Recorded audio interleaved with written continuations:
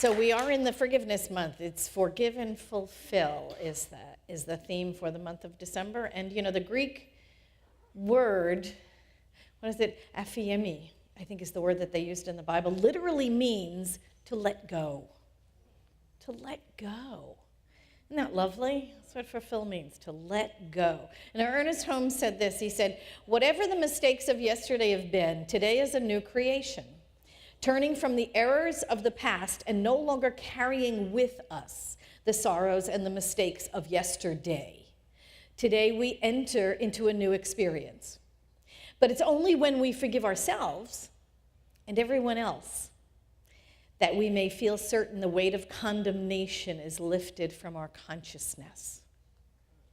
But it's really a laying down. It's a releasing. It's a it's a letting go. And you would think the mechanics, the physics of letting go is easier than hanging on to stuff, It takes a lot of energy to stay angry, doesn't it? It takes a great deal of our personal power to stay stuck in the past. It takes a lot out of us to hang on to that stuff, There's an old story about two Buddhist monks that were traveling from one place to another, and it was an entire day's journey, and they were contemplative monks, and they were silent, and they were chaste. They had taken vows of celibacy, and they didn't speak to each other, and they didn't speak to women, and they didn't allow women to speak to them, and they were traveling silently in this whole day's journey. And shortly into it, there was a woman at the side of the river, and she wanted to cross the river, but she was a little concerned that the river could sweep her away. She was frightened, and she asked the younger monk, as the two of them were passing by, if he could help her across the river. And he said, why, certainly. And he picked her up, and he carried her across the river, and he placed her on the other side, and then he went back over to the older monk that he was traveling with, and they kept walking. They walked on their journey. And about 6 hours into the journey, right, into this whole day's journey, finally the older monk couldn't stand it anymore, and he was like, you just shouldn't have done that. I'm so mad. You just should not have done that. You talked to her, you picked her up, you touched her, you crossed the river with her. You broke all of your vows. I can't believe that you did that. And the younger monk looked at the old one and said, I carried her for 3 minutes. You've been carrying her for 6 hours.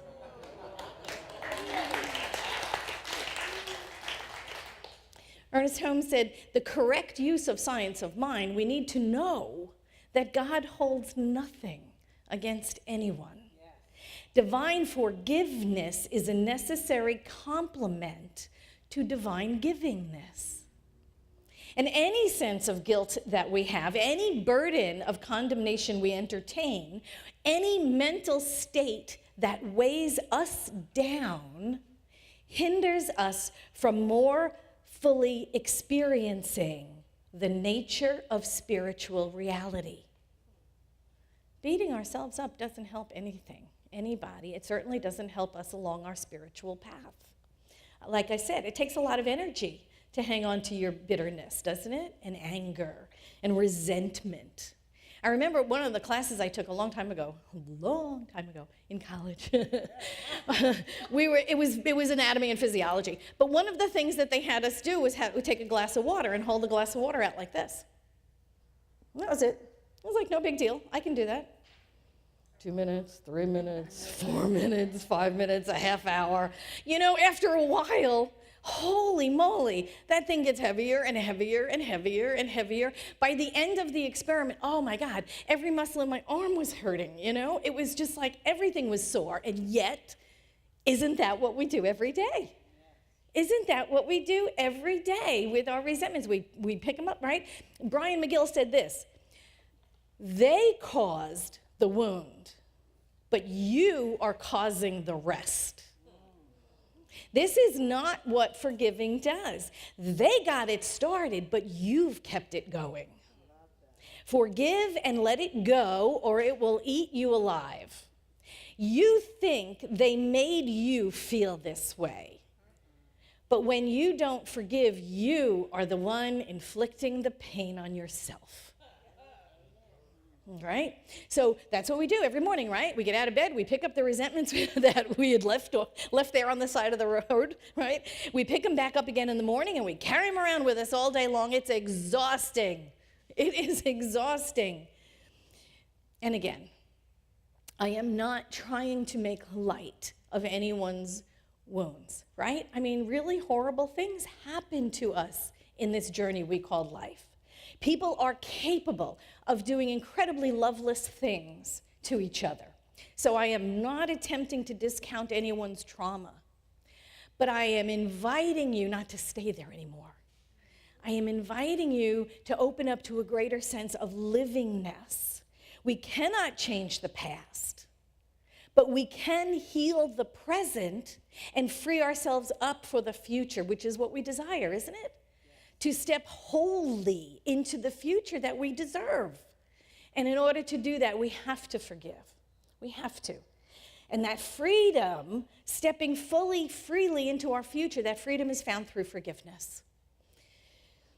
So the first thing we want to do is we really want to acknowledge our wounds, right? You really want to acknowledge what happens. I know it seems obvious, but it is something we have to do. We have to acknowledge our wounds. Sometimes we bury them, we cover them up, we toughen up, we move on, right? Don't we do that? You know? But here, let me tell you something. A buried wound is not a healed wound. Two different things. And buried wounds, don't they explode all over when you least expect it? Right? You overreact to a situation, you know, something little happens, and blam, you throw up all over everybody. It's because it's not a healed wound, it's a buried wound, right? You don't want to do that. Buried wounds blow up all over people who didn't do the crime. You know, that's really what happens. That doesn't help us heal. Burying it doesn't help it heal. The other thing we try to do, right, if we're not busy burying it, the other thing we try to do is we try to enlist people in the story. Have you done that? Man, I used to carry a briefcase around with me. La, la, la, la, la. I'd open up that briefcase every single day. You know what this person did here? Let me give you this paperwork, you know. And this person did this to me, and that person. We carry around our briefcase, and we open it up, and it's filled with paperwork. For anybody who will listen, right? In 2011, he said this to me, and then I should have said, and he said, and then, you know, I would have said, and then on the evening of July 2nd, you know what he did? He did, oh my God, and what do you think about that? It's awful, right? It's awful, right? Isn't it awful? Agree with me, damn it, you know? I've got this whole case against him. Come on. He's terrible, and I'm right for being angry. And you want to enlist people in your story. You know, so they can walk along with you. And then there are the wallowers. You know, we ruminate, we think over and over and over and over and over again what happened and what he said and what I should have said and what he did and what I should. We get stuck in that feedback loop. Have you ever gotten stuck in that? Oh God, your mind just keeps going over the same stuff, over the same stuff, over the same stuff. We just don't move on. And every time there's a silent moment, right? Every time the TV is off or the music has been shut off for the night, it's like, you go right back to it. You go right back to it. Oh my God, here it's playing again in my mind. Over and over and over. And so we don't move on. We don't move on. So there you go. We have the stuffers, the enlisters, and the wallowers. Right? Those are the ways a lot of times we're dealing with our pain. And all of them are responses to our pain. All of them are responses to, you know, a wound being inflicted. All of them are perfectly normal ways in which we deal with things that happen to us. And all of them are phases we go through, right? Sometimes you do one, sometimes you do the other. But that's the point of it, is to go through it. The point is to go through it, not stay there. Don't build a house there. You know, in Wallowville, population 1, you know. Oh my God, you know, even people even get tired of hearing it, right? Oh, do you remember that guy? No, shut up, you know. Nobody wants to hear about it after about the third or fourth time you say it. But the idea of going through it is to go through it, Feel those feelings and then move on. Ernest Holmes said, healing is our birthright. He said, healing is our birthright. So the idea of going through something is to go through it. get out the other side, to heal, to grow beyond those wounds, as awful as they may have been. But as long as we are focused on our pain, we don't engage in the healing. As long as we stay stuck in the wallowing or in the enlisting or in the stuffing, as long as we stay engaged in those activities, we are not engaged with our healing and growing past it. So the first thing is to acknowledge the pain, to acknowledge the hurt, to acknowledge the woundedness. Something awful did happen. And then when we have faced our feelings, then we are more prepared, are we not, right, to move forward into the activity of forgiving. And it's so tough to forgive when you're right smack in the middle of the hurt. It's the last thing in the world you want to do is forgive the person who inflicted it, right? But after you have honored it, after you have come to feel your feelings, we are more prepared to move forward into the forgiveness. And part of forgiveness, I got to tell you, you're going to hate this. What does they say? The truth will set you free, but first it'll piss you off, right? Part of the forgiveness is canceling the debt. Canceling the debt. One of the reasons we get hurt is because we feel we have entered into an agreement with somebody. We've entered into a contract of behavior with someone who did not live up to their end, who did not live up to their part of the bargain, right? A spouse who's unfaithful, a parent who has mistreated us, a sibling or a friend who has betrayed a trust. An expectation went unfilled is what happened, right? And what do we know about expectations? Expectations are just resentments waiting to happen, right? Whenever we have expectations of something in someone, just resentments waiting to happen. So there is this idea that we were owed something. We were owed something that never happened. We had an expectation of a behavior, of a relationship, of a whatever, and it didn't happen. This was supposed to happen, but it didn't, but this other thing happened. You owe me the right outcome. You owe me something, right? Forgiveness means canceling that debt. That's never going to happen, right? You expected something, something else happened. You are never going to get that. Cancel the debt. It's for yourself. Forgiveness means canceling the debt. Because you know what it does? It moves us from victim to victor. It moves us into a different relationship with our lives. It takes a strong person to say, I'm sorry. It takes a stronger person to forgive. Right? You may never get the sorry, but you are still stronger in forgiveness. When we are in our woundedness, we are victims because we're at the effect of someone else's behavior, aren't we? Anytime we are in that woundedness, we are at the effect of someone else's behavior. When we take responsibility for how we're going to be, we have moved from victim to victor. Victims have no power. Victims are just at the effect of the perpetrator. When we cancel the debt, that's our choice, that's our decision. We become the victors. We move from victim to victor. We're no longer at the effect of the wounding. Now we are choosers of our feelings and how we're going to refer to the incident and how we're going to respond to what happened. We get to decide the meaning it has in our life. We get to decide the meaning that event had in our life. That's powerful. That is powerful. You know, and part of that shift, part of that canceling the debt shift and becoming the victor, it means we stop thinking we need to control someone else's behavior. They need to apologize to me. Well, I'm just going to stay mad and angry until I get that apology. Well, you may never get the apology.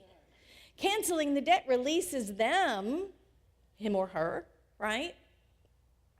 And the behaviors that they engaged in, but in turn it releases us too from our anger and our resentment. Remember, forgiving is giving something up for something else. That's really what forgiving is about. It is giving up one thing for another.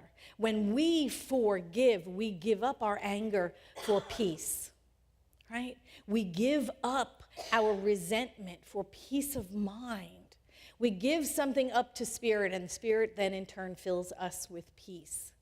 We don't want to go around angry and bitter and resentful our whole lives. What kind of a life is that, right? And so even when we struggle with it, we know we can give it up. We can give it up to Spirit. You know, we can surrender it, even if we don't know how that works. We just are filled with that desire to do that. We surrender.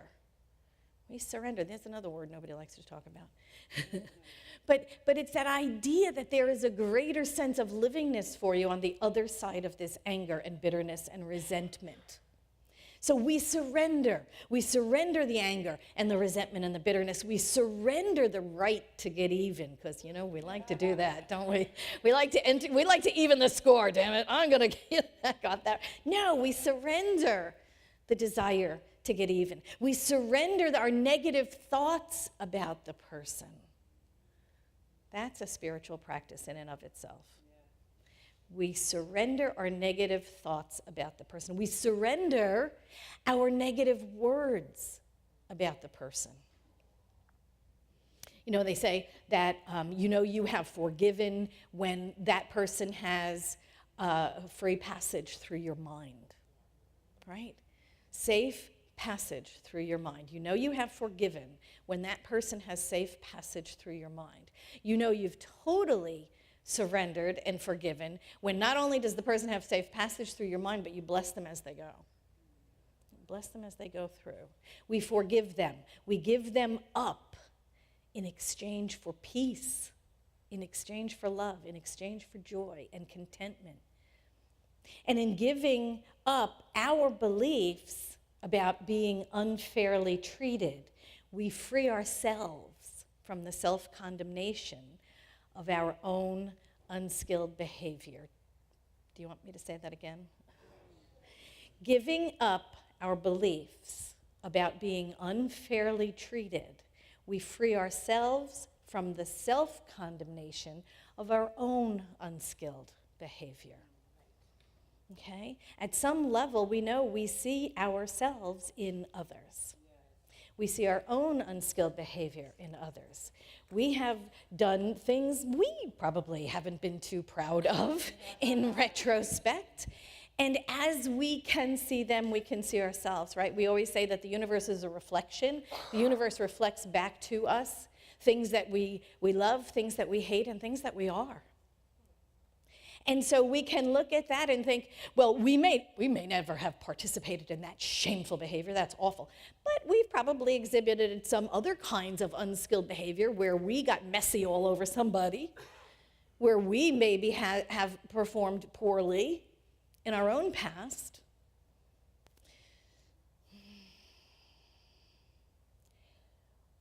We cannot see with the eyes of love. We cannot see with the eyes of Spirit while we're busy beating ourselves up either. See how that works? We can't see others through the eyes of love, that unconditional love of Spirit, while we're busy condemning ourselves.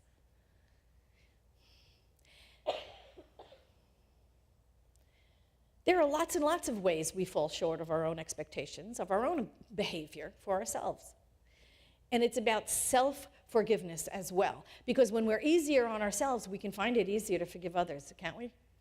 Right? When we're so hypercritical about ourselves, everybody else is doing a poor job as well. You know? Everybody else is failing the test they don't even know they're taking. Because we are so filled with self-condemnation. Ernest Holmes said this. He said, "I have never yet known a person who completely came to forgive himself and to establish a right relationship with God who did not at the same time forgive everyone else." Most of our criticism of others comes from an unconscious rejection of the self. You know it's true, right? You can just hear that. You know you've done it. We've all done it. It's absolute. Those things that we disown in ourselves, we can just absolutely see so perfectly in everybody else. We judge ourselves harshly. It's easy to be critical of others. It's easy. We condemn them like it's really easy because it's how we treat ourselves. Sometimes we will talk to ourselves in our own head like we would never talk to another person, right? Do you say things to yourself you would never say out loud to another human being? Holy moly. Self-love, self-love. When we fall in love with our own life, with everything we are, with all of our skilled and unskilled behaviors, it's easy to forgive others. If we wholly accept ourselves, our skilled, our unskilled behavior, our highs, our lows, our positives, our negatives, everything about ourselves, it's easy to forgive others. Because what we see in them, we know in ourselves. And we're not so hard. We're not so hard on ourselves. You know, that self-forgiveness comes first, and then we can look out on a world where, you know, gee, everybody performs perfectly themselves, authentically themselves. Some people let us down. Some people, are, you know, fulfill our wildest dreams, whatever. We're all filled with all of it, the skilled and the unskilled. And when we have forgiven ourselves, it's easier to forgive others. I had a friend who had a journal, and she wrote everything down all the time, everything. And she took it with her everywhere she went, and it had everything in it. All her hopes, her dreams, her fears, her weaknesses, her shortcomings, her angers, everything in the journal. And she went to a breakfast, and she forgot it, and she left it there. And she went back a couple of hours later when she realized she didn't have it, and it was gone. Someone had taken it, and she freaked out because she was like, oh my God, now everybody, somebody that I don't even know knows everything about me, knows everything. Oh my God, you know what I put in that book? Everything. Somebody knows everything about me. And you know, I was like, great. You know what that means? You're free. You're free. Great, so somebody knows everything there is to know about you. You've got nothing to hide anymore. Yay, that's a good thing. That's a good thing. You've got nothing to hide, nothing to cover up, nothing to be ashamed of. Somebody you don't even know knows everything about you. Isn't that great? Now you can start living out loud. You know, living out loud. There's nothing hidden. I love that. Ernest Holmes in 365 Science of Mind, he said this: we have thought that outside things controlled us, when all the time we have had within that could have changed everything and given us freedom from bondage. Everything we need is within us. Everything. We are of the idea that we are first bound, because God is freedom. And in that freedom, we are free to consider ourselves bound. Absolutely. But here's the bottom line of all of this, is that core concept one, that God is all there is. So who exactly is it we're condemning and forgiving? If there's only one life and it's God's life, everybody that's showing up, we are all part of this one life of God's, this energy, which is God. We may look like we are individuals, but we are individualized.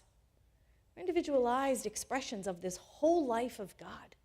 And so to condemn someone else would be like the thumb trying to condemn the finger. You know, we're all the same at the root. We are all of the one life. There's only one of us in this room. It's spirit. And it's just beautiful. It's just beautiful and individualized and diverse and authentic and becoming. We are always forever becoming. So there is no one out there. There is nothing else but God. There is no me and thee. There is only the one. There's only the one.